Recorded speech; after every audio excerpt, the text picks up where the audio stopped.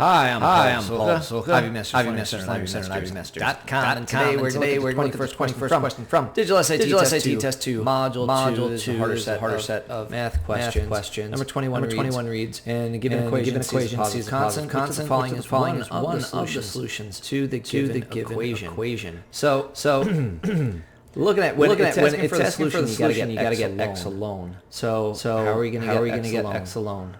Well, first off, we've got 39 on the right, and we've got your x is all fall under here. So what I'm going to do is I'm going to move the c squared over the square root of my c squared from the right to the left. I'm going to do that by subtracting from both sides. So here we are. We've got x squared over the square root of x squared minus c squared minus c squared over square root of x squared minus c squared.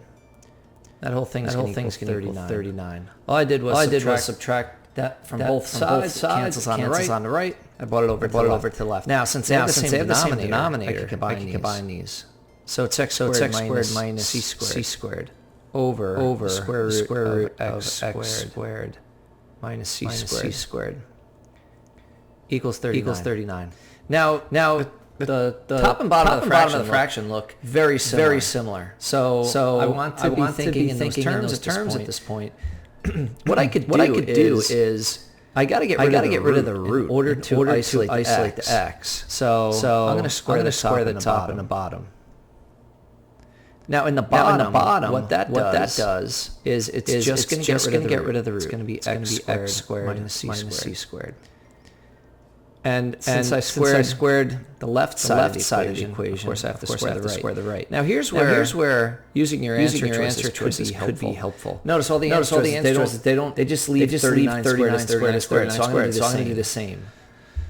The top, your temptation might be to foil here. But if you notice, if you're looking ahead at your top and your bottom, x squared minus c squared, x squared minus c squared.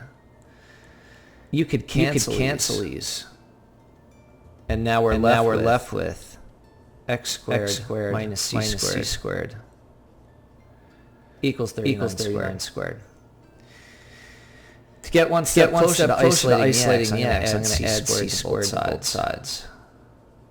Cancels here, and I'm left with x squared equals c squared plus 39 squared.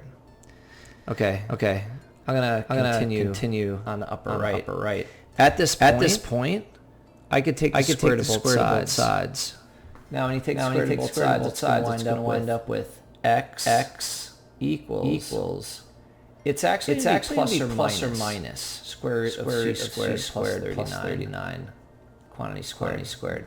And why is it going to be plus or minus? Let's say for a simpler example, x squared equals 9. Then if x is 3 squared is 9. If x is negative 3 squared is 9. So whenever you have x squared equals a value, it's going to be plus or minus. And that's actually why it says, which is following one of the solutions to the given equation. So if that's the case, even if you did this last step and you just got c squared plus 39 squared, just the positive value. Hopefully you look at answer D and be like, that's so similar. That winds up being the correct answer. Negative root c squared plus 39 squared. Thank you for joining us today.